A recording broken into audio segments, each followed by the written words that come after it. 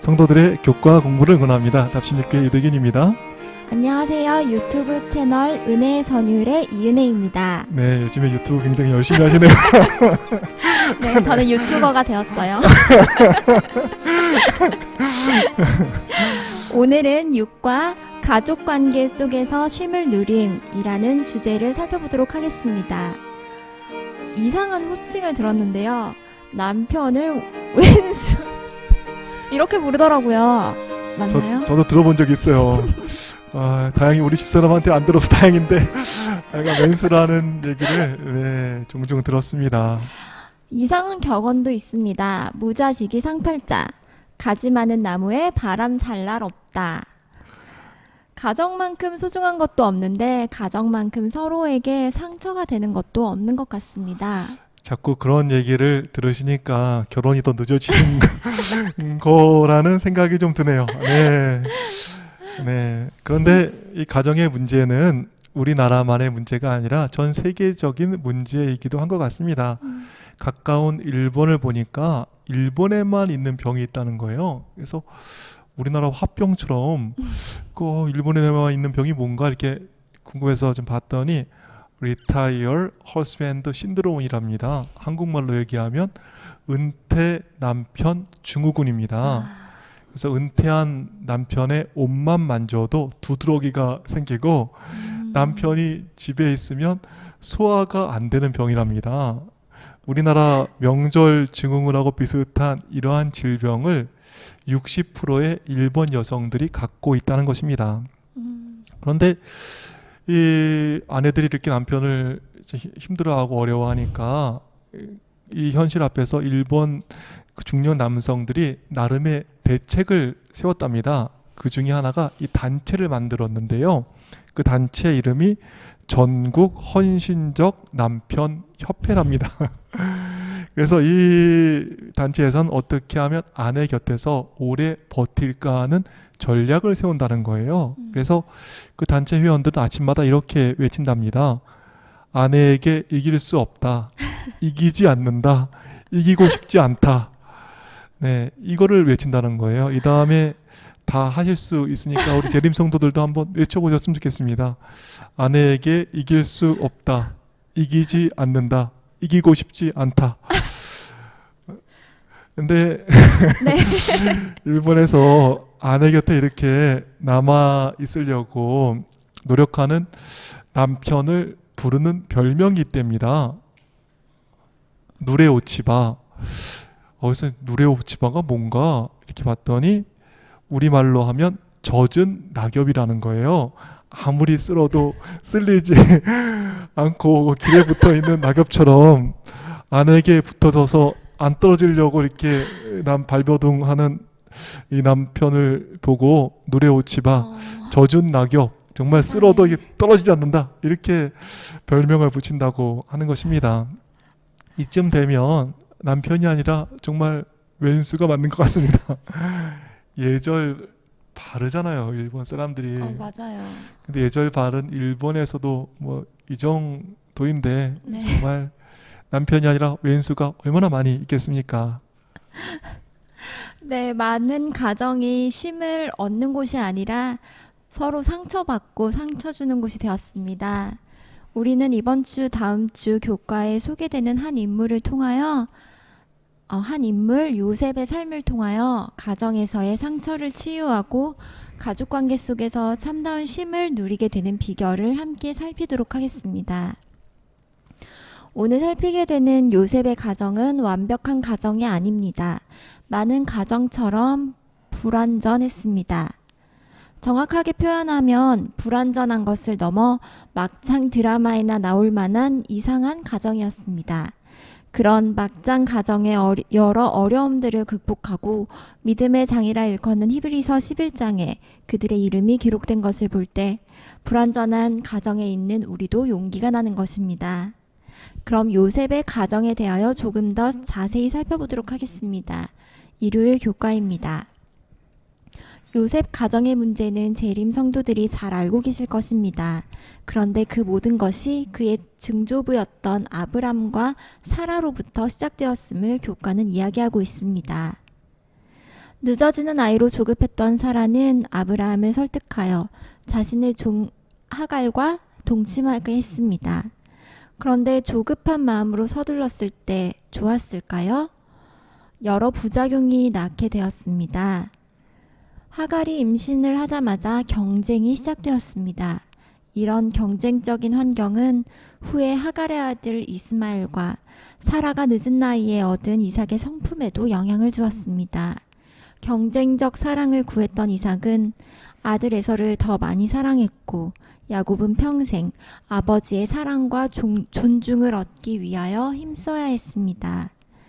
훗날 야곱은 속임수에 빠져 라헬과 레아 두 자매와 결혼하게 되었는데 서로 사이가 좋지 않았던 이들은 아이를 낳기 위해 경쟁에 돌입하게 되었고 야곱의 자식을 낳는 일에 자신들의 여종까지 참여시켰습니다. 어머니들 사이의 경쟁 관계는 자녀들에게까지 영향을 미쳤고 그로 인해 12자녀들은 언제든 다툼을 벌일 준비된 자들로 성장하였습니다. 거기에 요셉을 편애했던 야곱은 요셉에게 값비싼 채색 옷을 만들어 입혀서 자신의 가족 가운데 존재하던 긴장의 불길 가운데 기름을 부었습니다. 거기에 요셉의 형들 중 시므온과 레위는 세겜에 있는 모든 남자를 무자비하게 학살했습니다. 맏형 르우벤은 라헬의 여종이자 아버지의 첫 비라와 동침함으로 늙은 아버지에 대한 반항을 드러냈습니다. 막장 드라마에도 안 나올 일들이 펼쳐지는데 요셉의 형 유다도 한 몫을 하는 것입니다. 유다는 과부가 된 자신의 며느리를 창녀인 줄 알고 며느리와 동침한 유다는 쌍둥이를 낳았습니다. 인류 역사에서 가장 문제 많은 집안을 꼽으라면 야곱의 집안이 손에 꼽을 수 있을 것 같습니다. 저희 집만 문제가 있는 줄 알았더니 요즘은 상당히 저희 집보다 더 심하네요. 엄청난데요. 그런데 그 문제 많은 집은 하나님의 은혜 가운데서 변화되고 상처를 치유하고 믿음의 조상들이 되었다는 것은 우리에게 얼마나 큰 용기가 되는 일입니까? 아멘. 부부간의 문제로 자녀들의 문제로 속 썩는 목사님들, 성도님들 계실 수 있겠습니까? 가족 문제도 힘이 드는데 그리스도인의 가정이 이게 뭔가 하면서 양심의 가책으로 더 힘드실 수도 있겠습니다. 그런데 막장 가족이 믿음의 조상이 되었습니다. 가족 간의 문제로 절망하지 마시고 상처를 치유하시고 관계를 회복하셔서 마침내 믿음의 조상 삼아주신 하나님 바라보시고 힘과 용기 얻으셨으면 좋겠습니다. 네, 정말 이 막장의 가족 가운데 믿음의 조상들이 나오는 걸 보니까 우리에게도 희망이 있음을 다시 한번 확인하게 됩니다. 월요일 교과를 보시겠습니다. 막장 가족은 정말 막장 가족인 것 같아요. 우리의 상상을 넘어서는 일을 계속 하는데요. 아버지의 사랑을 독차지한 요셉을 형들이 애굽의 노예로 파는 것입니다. 지금 인신매매범에 의해서 유괴돼서 팔리는 것이 아닙니다. 가족인 형들에 의해서 노예로 팔리는 것입니다. 그런데 그 기막힌 곳은 월요일 교과의 제목처럼 요셉으로 하여금 새로운 방향을 선택하게 했습니다. 노예로 팔려가는 요셉은 어떤 방향을 선택하게 되었을까요? 교과는 부조와 선지자 213페이지의 말씀을 월요일 교과에 정말 길게 이렇게 기록하고 있습니다. 그럼 요셉이 그 위기의 순간에서 어떤 새로운 방향을 선택했는지 이 말씀 가운데서 살펴보도록 하겠습니다.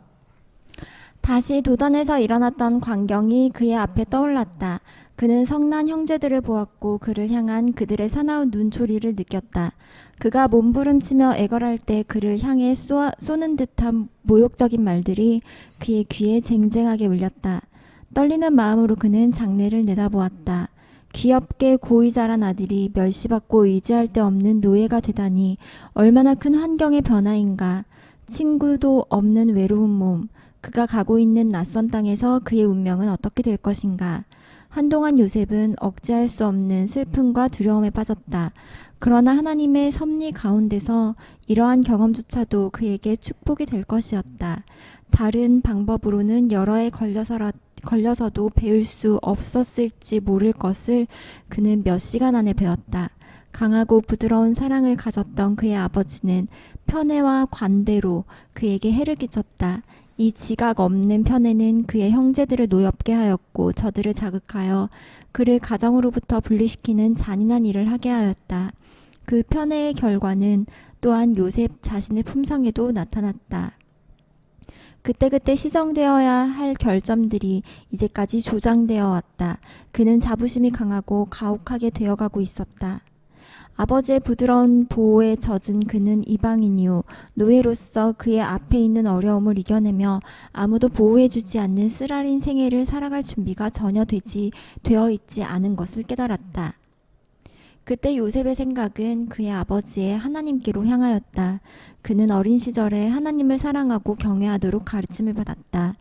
때때로 그는 아버지의 장막에서 야곱이 그의 집으로부터 도망해 나와서 방황하던 때에 그가 본 계시에 대한 이야기를 들었다. 그는 여호와께서 야곱에게 약속하신 언약과 그 언약이 어떻게 성취되었는지에 대해 들었다. 곧 필요할 때에 어떻게 하나님의 천사가 그를 교훈하고 안위하고 보호하셨는지에 대하여 들었다. 그리고 그는 사람들을 위하여 구주를 준비하신 하나님의 사랑을 배웠다. 이제 이 모든 귀한 교훈이 그의 앞에 생생하게 떠올랐다. 요셉은 자기 조상들의 하나님이 자기의 하나님이 되시리라는 것을 믿었다. 그리고 그곳에서 그는 여호와께 자기 자신을 완전히 헌신하고 이스라엘의 수호자 하나님께서 그가 유랑하는 땅에서도 그와 함께 계시기를 기도하였다. 요셉은 자기 조상들의 하나님이 자기의 하나님이 되시라는 것을 믿었다. 그리고 그곳에서 그는 여호와께 자기 자신을 완전히 헌신하고 이스라엘의 수호자 하나님께서 그가 유랑하는 땅에서도 그와 함께 계시기를 기도하였다. 조건은 최악입니다. 그런데 노예가 되어 팔려가는 가운데 요셉은 자신을 여호와께 완전히 헌신하며 하나님께서 유랑하게 될 땅에서 그와 함께 계셔 주시기를 기도하는 것입니다. 자리 바꿔달라는 기도가 아니라 하나님께서 함께 계셔 주시기를 기도하는 것입니다. 지난번 교과에서 좀 말씀드린 기억이 있는데요. 우리는 어디 가는가에 굉장히 관심이 있는 것 같습니다. 어떤 형편에 처하는지 이런 거에 관심이 많은데 요셉은 하나님과 함께 있는가 아닌가 이것이 중요했던 것입니다. 노예로 팔려갈 때만 그런 것이 아니죠. 화요일, 수요일, 목요일 교과를 미리 보시면 좋겠습니다. 애굽에 도착한 요셉은 보디발의 집에 노예로 팔리게 되었습니다. 낯설고 무선 그곳에서 노예라는 그 특별한 환경은 얼마나 정말 요셉을 힘들게 했겠습니까? 그런데 요셉은 하나님과 함께 하는 기도를 했고 하나님과 함께 하는 것입니다. 어떻게 되었을까요? 창세기 39장 1절부터의 말씀입니다. 요셉이 이끌려 애굽에 내려가매 바로의 신하 친위대장 요셉 사람 보디발이 그를 그리로 데려간 이스마엘 사람의 손에서 요셉을 산이라. 여호와께서 요셉과 함께 하심으로 그가 형통한 자가 되어 그의 주인 애굽 사람의 집에 있으니.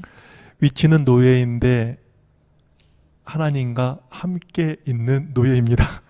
하나님과 함께하는 요셉, 노예인데도 어떻지요? 형통한 것입니다. 하나님의 축복으로 요셉은 보디발의 집에서 생각지도 못한 높은 자리에 올라가게 되었습니다. 그러나 아내의 유혹을 거절함으로 감옥에 갇혀 노예보다 더 밑바닥 인생, 감옥의 죄수로 전락을 하게 되었습니다. 노예보다 못한 감옥에서 요셉은 다시 일어섭니다. 어떻게 그렇지요? 창세기 30장 20절입니다. 이에 요셉의 주인이 그를 잡아 옥에 가두니 그 옥은 왕의 죄수를 가두는 곳이었더라. 요셉이 옥에 갇혔으나 여호와께서 요셉과 함께 하시고 그에게 인자를 더하사 간수장에게 은혜를 받게 하심에 간수장이 옥중 죄수를 다 요셉의 손에 맡김으로 그 재반 사물을 요셉이 처리하고 간수장은 그의 손에 맡긴 것을 무엇이든지 살펴보지 아니하였으니 이는 여호와께서 요셉과 함께 하심이라. 여호와께서 그를 범사에 형통하게 하셨더라.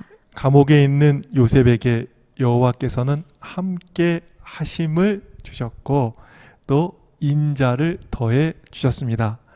여호와께서 함께 하시고 은혜를 더해 주시니까 사막이 콱 막힌 감옥에서도 범사에 형통하게 되는 것입니다.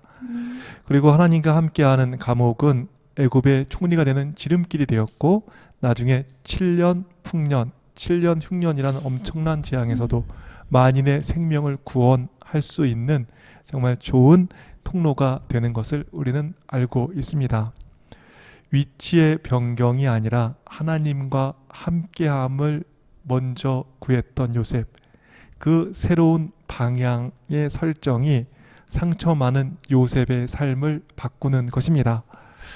그런데 대부분의 사람들은 요셉과 반대로 사는 것입니다.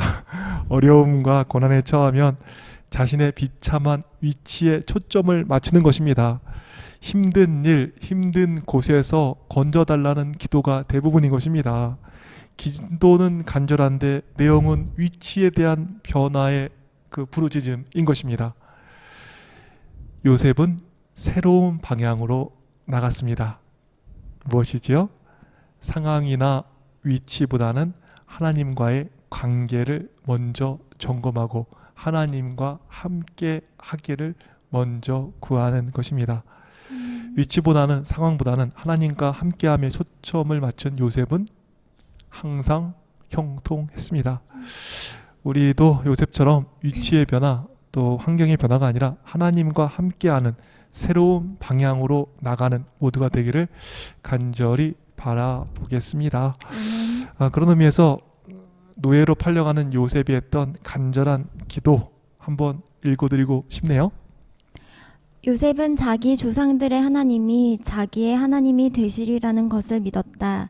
그리고 그곳에서 그는 여호와께 자기 자신을 완전히 헌신하고 이스라엘의 수호자 하나님께서 그가 유랑하는 땅에서도 그와 함께 계시기를 기도하였다. 위치나 환경의 변화가 아니라 하나님께서 함께 해주시기를 기도했던 이 요셉의 기도가 우리의 매일의 기도가 되고 또 우리의 매일의 삶이 되기를 간절히 바라겠습니다. 아멘. 화요일 교가를 보시겠습니다. 제목이 진정한 자존감 찾기입니다. 요셉이 도망하여 고향집으로 돌아가겠다는 꿈을 꾸고 있었다면 그는 애굽에 도착하여 고위 관리의 집으로 곧장 되팔리게 되면서 산산조각이 나버립니다. 창세기 39장 1절은 이렇게 기록하고 있습니다. 바로의 신하 친위대장 애굽 사람 보디발이 그를 그리로 데려간 이스마엘 사람의 손에서 요셉을 산이라. 요셉은 아버지가 가장 사랑했던 여인의 맏아들로서 그동안 자신이 매우 특별한 존재인 것으로 믿으며 자라왔을 것입니다. 그런데 지금 그의 모습은 어떠한가요? 자신의 의지와 상관없이 누군가에 의해 사고 팔리는 존재로 전락해 버리고 만 것입니다.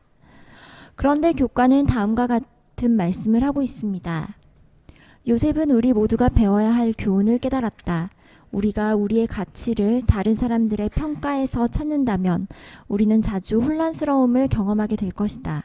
왜냐하면 모든 사람이 우리의 존재와 됨됨이를 좋게 생각하지 않을 것이기 때문이다. 대신 우리는 우리의 가치를 우리의 현재 모습이나 역할에서가 아니라 하나님께서 나를 어떻게 바라보시며 하나님께서 나를 어떻게 생각하시는가에서 찾아야 한다. 요셉은 세상의 평가로는 노예였습니다. 그러나 요셉은 세상의 평가가 아니라 하나님의 평가로 자신을 바라본 것입니다. 목사님께서 허술해 보일 때가 많으시지만 청년들을 위해서 쓰신 많은 책을 쓰신 작가 아니십니까? 네. 네, 제가 허술하다는 거 요거는 네, 아닌 것 같습니다. 네. 취소. 아니요. 근데 허술한 것도 또 굉장히 많네요. 생각해 보니까. 아. 네. 그래서 허술한 책을 제가 많이 썼던 기억이 있습니다. 목사님께서 네. 소모는 막대기로 600명을 죽인 삼갈의 이야기를 책에 쓰셨는데요. 읽어드리고 싶습니다. 삼갈전의 사사들을 보라. 두 배나 악한 왕 구산 리사다임으로부터 이스라엘을 구원한 초대 사사였던 갈렙 집안의 사람 온니엘, 그리고 혈혈단신으로 모압의 강력한 왕 에글론을 암살하고 에브라임 지파와 더불어 모압 용사 1만을 죽여 80년 동안의 태평을 가져온 에웃이 전임 사사였다. 더욱이 사사기 5장 6절은 삼갈이 위대하고 유명한 사사 드보라와 동시대의 사람임을 보여준다. 삼갈이 블레셋 사람 600명을 죽인 일은 얼마나 대단한 일인가. 그런데 초대 사사 온니엘, 전임 사사 에훗, 이방의 압박에서 삼갈과 같이 이스라엘을 구원한 동역자 드보라에 비해서는 얼마나 초라해 보이는 숫자인가. 그러나 하나님께서는 작아 보이는 것 앞에서도 묵묵히 충성을 다한 사사 삼갈을 결코 잊지 않으신다. 사사기 3장 31절의 말씀을 보라. 에웃의 후에 아낫의 아들 삼갈이 사사로 있어 소모는 막대기로 블레셋 사람 600명을 죽였고 그도 이스라엘을 구원하였더라. 하나님께서는 그도 이스라엘을 구원하였더라 하시며 삼갈의 작아 보이는 승리도 꼭 기록하라 하신다. 하나님께서는 삼갈을 빼면 안 된다 하시며 삼갈의 묵묵한 충성이 꼭 기억되어야 한다고 말씀하셨다. 아브라함 링컨은 이렇게 말했다고 한다. 하나님은 평범한 사람들을 제일 사랑하신다. 왜냐하면 평범한 사람을 제일 많이 만드셨기 때문이다. 사실 영웅이나 스타가 몇이나 되겠는가. 대개의 경우 그들처럼 되고 싶어 할 수는 있어도 그들처럼 될 수는 없는 것이 현실이다. 그러나 위대한 결과물을 낸 삶이 아닌 소박한 충성의 결과도 하나님께서는 귀하게 보시는 것이다. 오늘 우리들의 모습이 삼갈 같은 처지는 아닐까? 세상에서 크게 알아주지 않는 작은 교단의 목사의 자리, 또 실제로 별로 크지 않은 작은 교회의 장로와 집사, 그리고 청년회장을 비롯하여 무슨 부서의 책임자의 자리가 과연 얼마나 중요해 보이는가? 또 그런 직책도 제대로 못 가지면서 묵묵히 헌신하는 분들의 자리는 어떠한가? 그런데 삼갈에 충성된 삶의 기록을 누락하면 안 된다고 하신 하나님께서는 그의 나라를 위한 무명의 헌신을 결코 잊지 않으신다.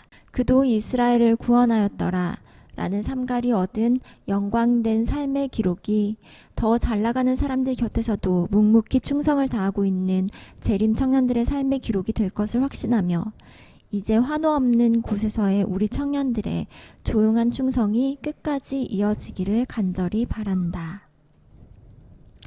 요셉도 삼갈도 세상의 평가에 의해 좌우되는 삶을 살지 않았습니다. 세상의 평가나 결과의 평가가 아니라 묵묵한 충성을 귀하게 보시는 하나님을 바라보면서 충성을 다했습니다. 우리도 세상의 평가가 아니라 우리를 귀하게 보시는 하나님의 시선으로 자존감을 가지고 충성을 다하는 모두가 되기를 바랍니다. 아멘. 아멘. 시간이 많이 갔습니다. 수요일과 목요일 교과의 대략은 조금 전에 살펴보았으니까요. 한 번씩 읽어보시면 되겠습니다. 그럼 교수님께 더욱 큰 감동으로 남은 말씀 무엇일까요? 저는 요셉이 노예로 팔려가는 모습을 보면서 제가 유학생활 했던 게 기억이 났는데 그곳에서 지금보다 더 하나님을 더 많이 의지했던 것 같아요. 그래서 반성을 좀 하게 되었습니다. 그렇죠. 어떤 곳에 있느냐가 중요한 게 아니라 누구와 함께 하느냐가 정말 중요한 것인데 왜 자꾸 너무 조건 따지면서 한 것은 아닌지 한번 돌아보게 됩니다. 그럼 오늘 말씀 전체적으로 정리해 주실까요? 네. 쉼을 누려야 할 가정에서 많은 상처와 문제를 만납니다. 그러나 용기를 낼 것은 믿음의 조상들의 가정이, 특별히 요셉의 가정은 막장 가정이었습니다. 그러나 하나님과 함께함으로 상처와 문제를 치유하고 믿음의 조상이 되었습니다. 문제 있으십니까? 하나님 바라보시고 힘과 용기 내셨으면 좋겠습니다. 노예로 팔린 요셉은 위치의 변경이 아니라 하나님과 함께하는 새로운 방향을 선택했습니다. 그 결과 노예가 되어서도 죄수가 되어서도 항상 형통했습니다. 위치나 조건의 변화가 아니라 하나님과 함께하길 기도한 요셉의 기도가 우리의 기도가 되기를 바랍니다. 요셉은 또 노예로 있었지만 세상의 평가 기준이 아니라 하나님의 시선 가운데서 주눅들지 않았습니다. 하나님 안에서 자존감을 가지고 세상에서 힘을 내는 모두가 되기를 바랍니다. 네, 그럼 저희는 치료과 쉼, 관계, 그리고 치유로 여러분을 다시 찾아오겠습니다. 내용은 오늘 다 다루지 못한 요셉 2탄이 되겠습니다. 요셉이 하나님 안에서 어떻게 상처를 치유하고 관계를 회복하는지 다음 주에 살펴보도록 하겠습니다. 그럼 다음 만날 때까지 몸 마음 평안하세요.